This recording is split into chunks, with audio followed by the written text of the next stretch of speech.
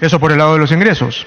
Cuando uno mira la contraparte por los gastos, vemos que de estos 168.000 millones, poco menos de 109.000 millones se destinan al gasto corriente, más de 43.000 millones a los gastos de capital y poco menos de 16.000 millones al servicio de la deuda.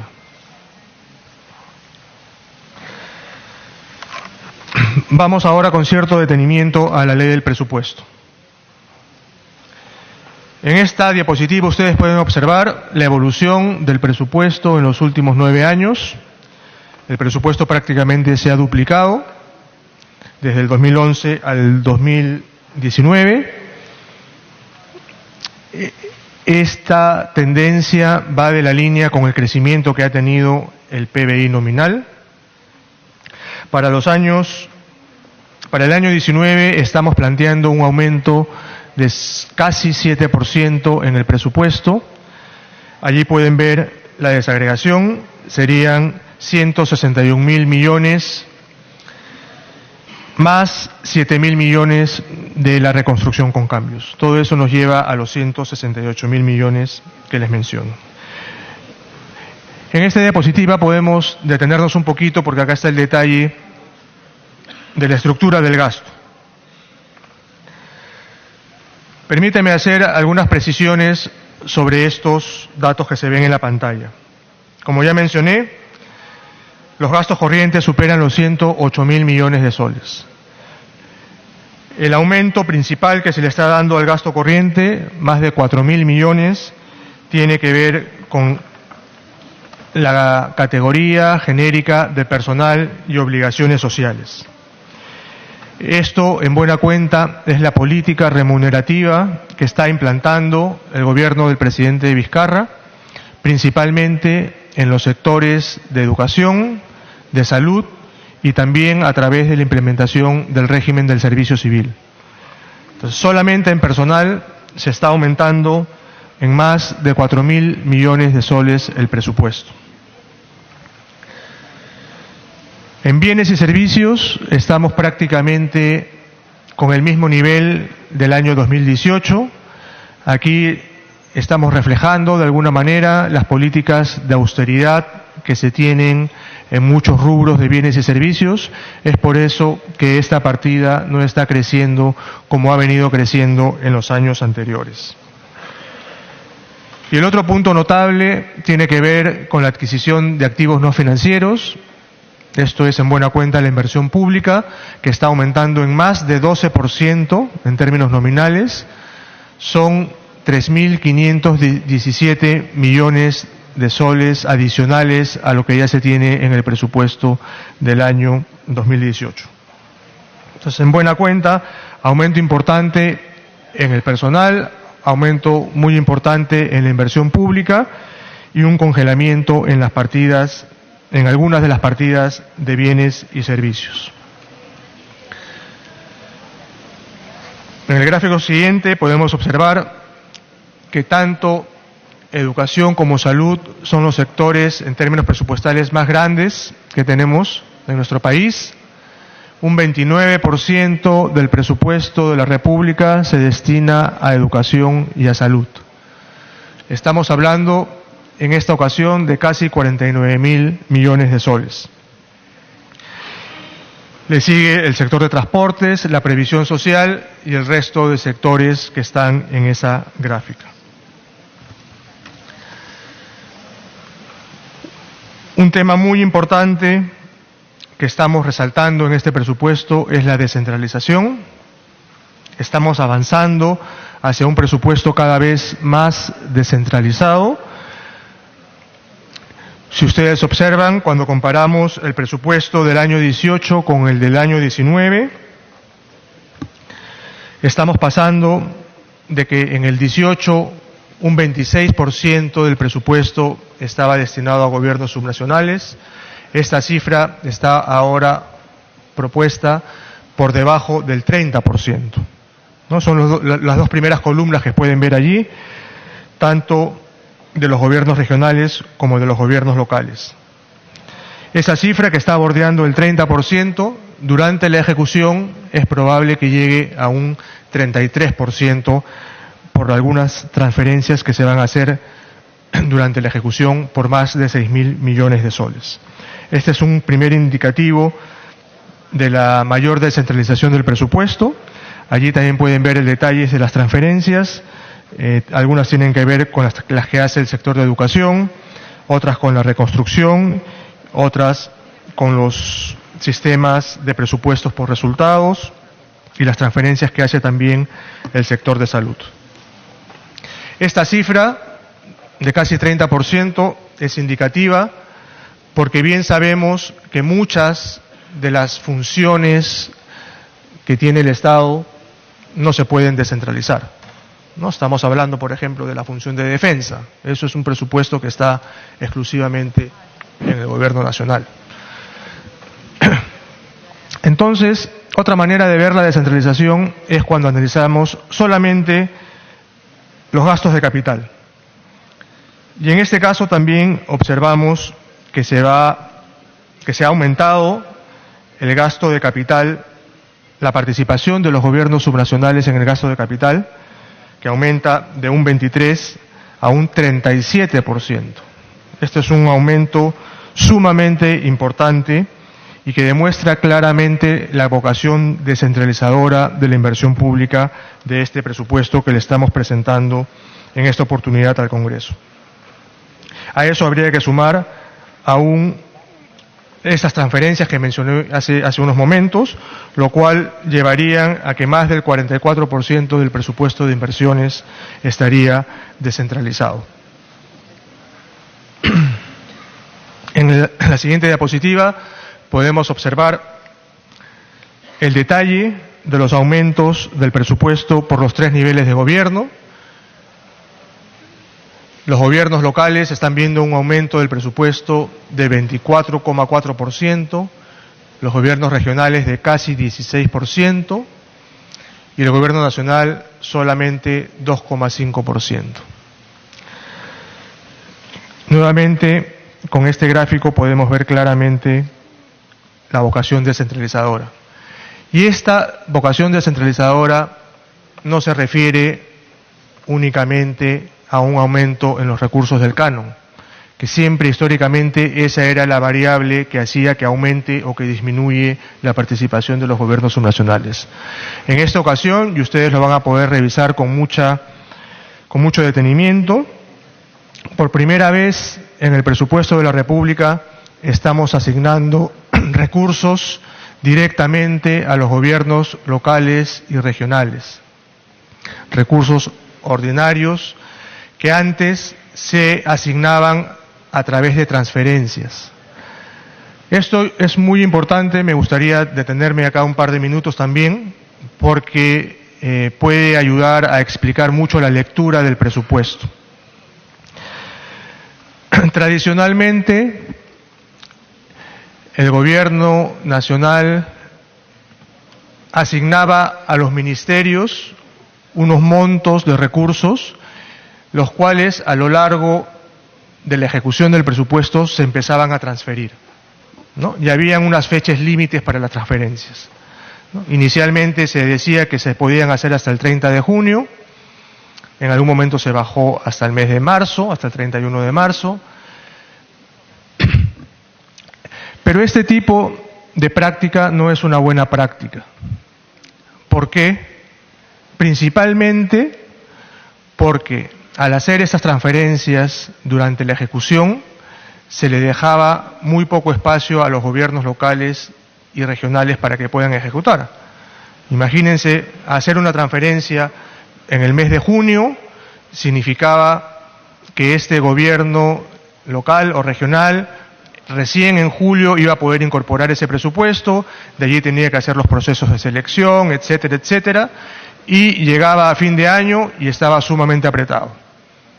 Es por eso que si uno observa las cifras, el 23 o 24% de la ejecución del gasto la hacemos en el mes de diciembre. Eso tampoco es una buena práctica, ¿no? En parte, la explicación de eso tiene que ver con estas transferencias tardías. Entonces, en este presupuesto hemos hecho un primer gran esfuerzo por asignar directamente, en este caso, 3.458 millones, que usualmente se hacía las transferencias durante el año fiscal. En esta ocasión se están asignando directamente a los presupuestos de los gobiernos regionales y locales, para que ellos puedan ejecutar este dinero a partir del 1 de enero de cada año y no esperar a que el gobierno nacional lo pueda transferir. Nos hubiese gustado que esta cifra sea aún mayor y en eso vamos a trabajar para el presupuesto del año 2020. Eventualmente, nosotros quisiéramos que estas transferencias que se hacen durante la ejecución sean las mínimas indispensables, que prácticamente desaparezcan. Pero para eso necesitamos nuevamente fortalecer nuestro proceso de planificación. Si tenemos una buena planificación y ya sabemos cuáles son los proyectos que tienen la calidad necesaria, va a ser mucho más fácil que nosotros podamos incorporar desde el presupuesto esos montos directamente en los gobiernos regionales y locales. Mientras no fortalezcamos la planificación y el vínculo que tienen que tener con el presupuesto, desafortunadamente vamos a seguir dependiendo de estas transferencias que, como le digo, lo que hace es complicarle la vida a los gobiernos subnacionales, ¿no? Es más, ahora, en esta semana, seguimos discutiendo acerca de unas transferencias que deberían hacerse a los gobiernos subnacionales porque teníamos proyectos que no estaban debidamente planificados, ¿no? Eso hace, como repito, que estas transferencias se demoren. Entonces, como ustedes pueden ver, estamos asignando directamente más de 3.400 millones a los gobiernos regionales y locales, y aún estamos manteniendo, aunque con un menor monto, los típicos artículos del 13 y 14 de la Ley de Presupuesto, que son los que regulan estas transferencias que se hacen durante la ejecución, con miras, repito, a ir poco a poco reduciéndolos a lo mínimo. También estamos creando, y esto es muy importante, un fondo para la continuidad de inversiones. De alguna forma, precisamente, nuevamente, por estas características de dar los dineros muy tarde en el año, muchos gobiernos subnacionales llegan a fin de año y no son capaces de gastar los recursos que han sido asignados, lo cual les refleja una demanda por la continuidad de ese dinero, porque si ese dinero, ustedes saben, si no se gasta hasta el 31 de diciembre, si se trata de recursos ordinarios, ese dinero regresa al Tesoro. Entonces siempre hay la demanda por la continuidad de inversiones. Ahora, de alguna manera, estamos garantizando poco menos de 2.000 millones de soles para dicha continuidad. Veamos ahora rápidamente algunos sectores. Los más importantes que les mencioné: en primer lugar, educación, tiene un aumento del presupuesto del 11%. Estamos superando los 30.000 millones de soles en el presupuesto del sector de educación. Ello incluye 820 millones para el incremento de remuneraciones, que ya ha sido anunciado por el presidente Vizcarra, que será en 2 tramos, para cerrar el año con 2.200 soles de la remuneración básica en el sector de educación. Adicionalmente, hay otros temas importantes como el mantenimiento de las escuelas y otro anuncio que ha hecho el presidente de los 200 millones de soles para seguir pagando, mejor dicho, la deuda social que se tiene en ese sector.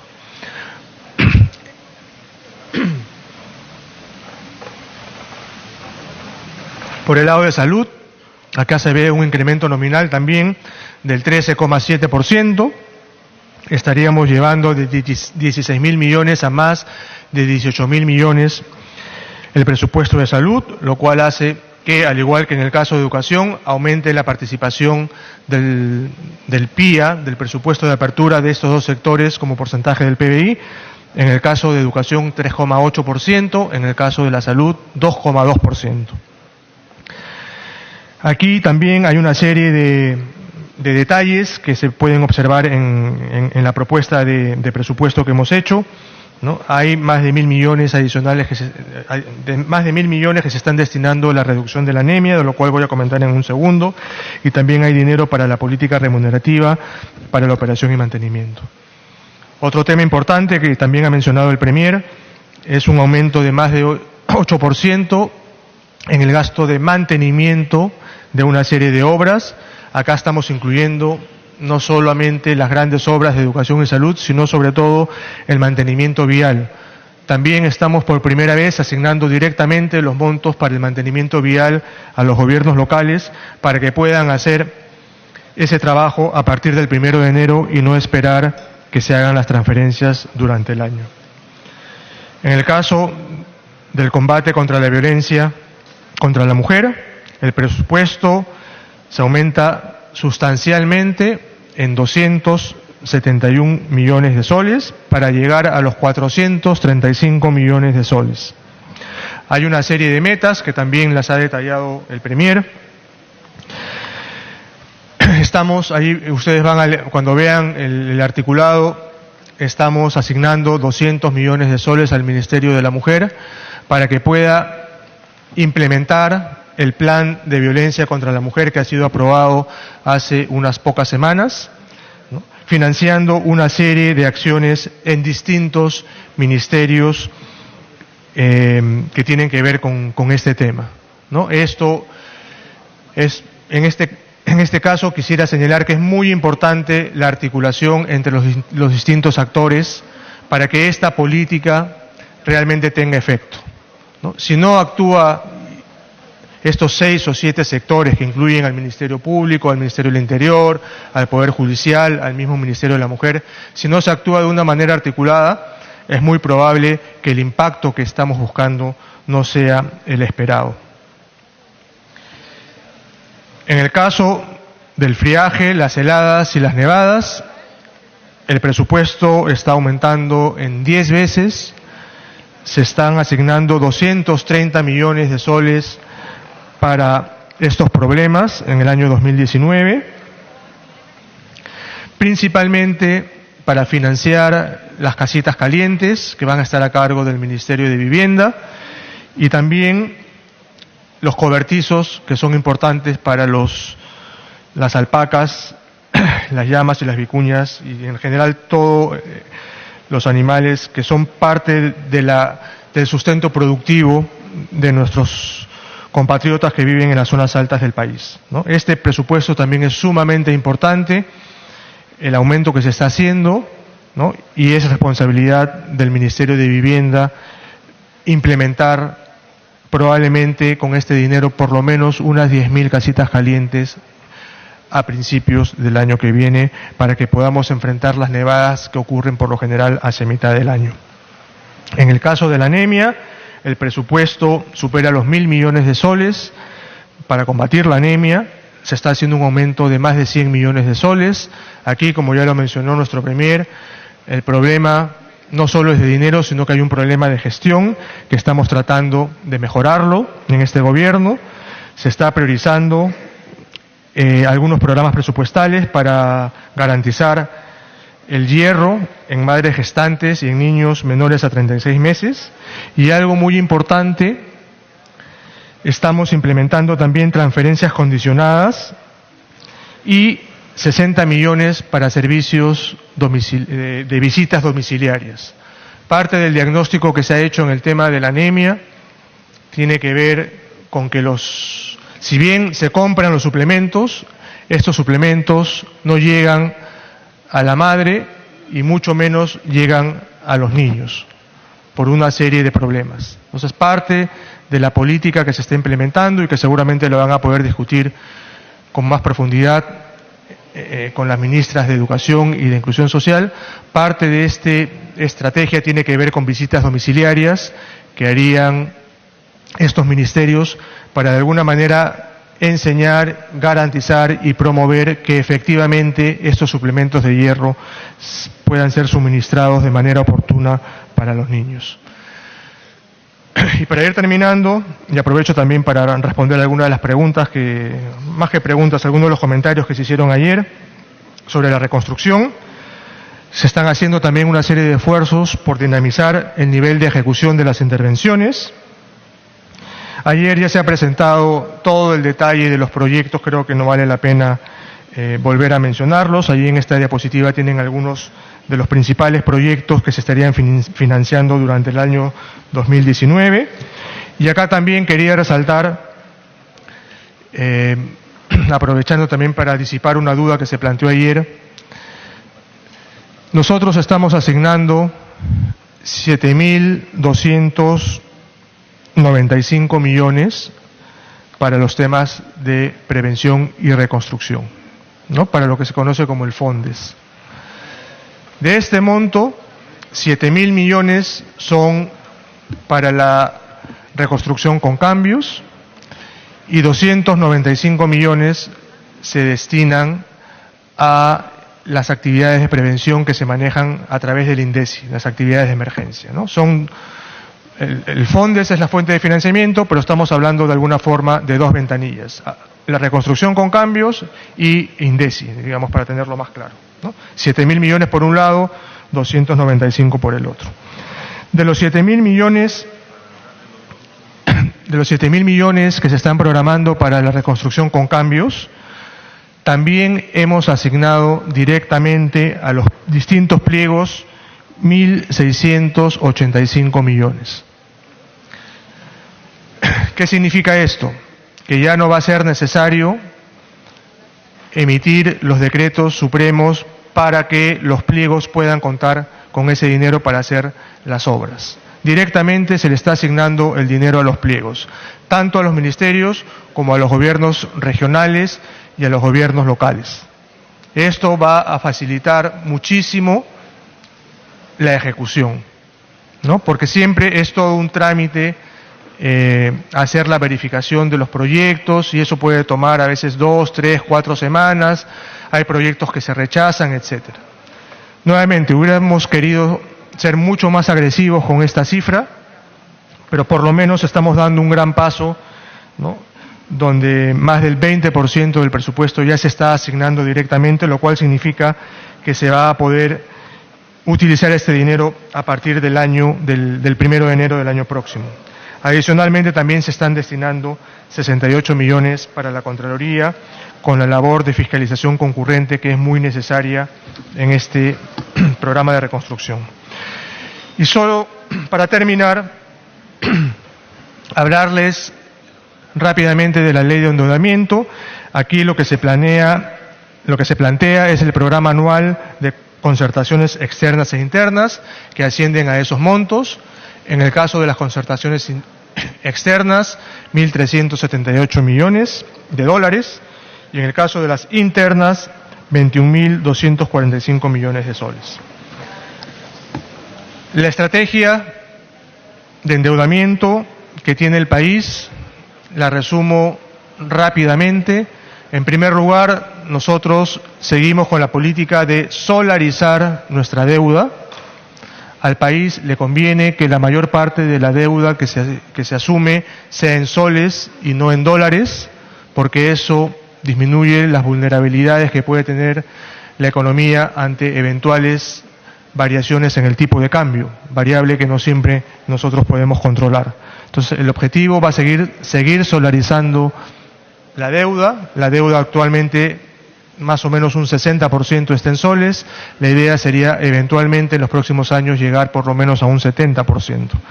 También a través de esta solarización vamos a emitir bonos en el mercado interno para fortalecer el mercado doméstico. Básicamente estas emisiones, y acá aprovecho para contestar también una pregunta que hizo ayer el congresista Quintanilla, estas emisiones se hacen todas las semanas. Todas las semanas nosotros emitimos bonos en el mercado interno, ¿no? Por montos relativamente bajos. Por supuesto que estas emisiones dependen también mucho de las ventanas de oportunidades que se puedan ir produciendo, ¿no? Hay veces en que los mercados están muy turbulentos y en esas semanas conviene no emitir, y cuando los mercados se calman y vemos una buena ventana de oportunidad es cuando empezamos a emitir, ¿no? En todo caso, como les digo, estamos previendo operaciones de bonos. La mayor parte de esta emisión de la deuda se utiliza para dos temas: para pagar el servicio de la deuda o para financiar proyectos de inversión, ¿no? Eso es el uso que se le hace a esta deuda. Y como ya mostré anteriormente, la meta es que la deuda no supere el 30% del PBI, lo cual hace que se reiteren constantemente las clasificaciones de riesgo que tenemos. Eso sería, señor presidente, un resumen de lo que estamos presentando en esta oportunidad al Congreso de la República. Entendemos que ahora, a partir de este momento, se va a iniciar un debate que nos va a llevar por los próximos 2 meses y medio, ¿no? Y estamos en la mejor disposición para trabajar conjuntamente con el Congreso y, de alguna manera, si es posible, perfeccionar la propuesta que estamos haciendo en esta oportunidad. Muchas gracias. Se agradece al ministro de Economía y Finanzas por su exposición. Se va a dar inicio al debate. En vista que cada grupo parlamentario tendrá tan solo un representante para hacer uso de la palabra, para intervenir por acuerdo de portavoces, por única vez vamos a conceder 2 minutos para cada interrupción. Tiene el uso de la palabra el congresista Percy Alcalá en representación del grupo parlamentario Fuerza Popular. Señores congresistas, muy buenos días. Me está pidiendo una interrupción por 3 minutos la congresista Alcorta. Tiene 2 interrupciones, entonces por 4 minutos la congresista Alcorta. Bien. Gracias, congresistas. Saludar al Premier, al ministro de Economía. Cuando entró el gobierno, encontró la presión tributaria en 13%. El déficit fiscal estaba en 3.5%. Y esas cifras se quisieron esconder, tapar. Habíamos disminuido en lo que es la anemia y en la pobreza extrema. Todo eso ha retrocedido. Hemos retrocedido en la recaudación, hemos retrocedido en el déficit y hemos retrocedido en la anemia. O sea, estamos mal. Todo el problema del norte que lo hemos especificado el día de ayer, todas las situaciones que hemos visto, las heladas, el friaje, los presupuestos. En la Comisión de Constitución ha estado el Poder Judicial y todas las reformas que el presidente ha planteado requieren plata, bastante plata. Entonces estamos en problemas bastante serios. El presupuesto descentralizado que tanto habló el Premier ayer y recalcitró tanto y habló y reiteró tanto el tema descentralizado, no le escuché absolutamente nada hablar sobre la lucha contra la corrupción descentralizada. Porque tenemos gobiernos de Tumbes que vendió territorio, hasta con hito ecuatoriano, el alcalde de Chiclayo con los millones en sus calzoncillos, porque así salió el noticiero, los del Cusco, los del Hospital Lorena, Ancash, Álvarez y Waldo Ríos, Lima, San Juan del Gancho, Chilca, montones, La Victoria, Loreto, gran parte del país en una ola de corrupción saqueando al país. No hemos escuchado nada de esa descentralización. Lo otro, presidente, es que en el tema de su exposición Premier a través de la mesa, usted ha hablado, por ejemplo, del sostenimiento de lo que va a ser el ingreso. Gran parte del ingreso se ha sostenido en la minería, y eso hay que dejarlo bien claro. Y en el mes de abril lo que es la pesca. Usted ha hablado también, inclusive ha hablado del tema de la OCDE, Me sorprende que no haya hablado, por ejemplo, de Alianza del Pacífico. 35% del Producto Bruto Interno de la región está en la Alianza del Pacífico. Es la 8ª economía del mundo en este momento. Sin embargo, en la OCDE, los 3 países de la Alianza, Chile, Colombia y México, están en la OCDE. Usted menciona la OCDE, pero en ese Pacífico estamos atracados en esta parte ahí, porque el Perú no ha sabido manejar el tema de la OCDE. El Perú no ha sabido hacer las relaciones que se deben hacer. El presidente Macri, antes de juramentar, paseó por toda Europa, habló con los gobernantes, con los países, consiguió el apoyo y recuperando la democracia han entrado a lo que es la OCDE. Le hago una pregunta, pero con eso voy a ir terminando además. Usted habla, por ejemplo, en el déficit fiscal, el incremento del ingreso hace más factible el cumplimiento de la regla del año. Los ingresos fiscales crecieron a 12.7. ¿Qué fue lo que pasó? Porque nosotros lo recibimos con 13%. El déficit fiscal usted dice que hay que bajarlo a 3 porque está en 3.5 o 2.5, vamos a bajarlo a 3. ¿Qué es lo que ha sucedido en estos 2 años de gobierno para estar en esta situación? Es toda mi intervención, presidente. Muchas gracias. Y lo último, ¿cuánto es la deuda externa y cuánto es la deuda interna? Números bien claros. Gracias. Gracias, congresista Alcorta. Va a hacer uso de la palabra congresista Percy Alcalá por 20 minutos, como máximo.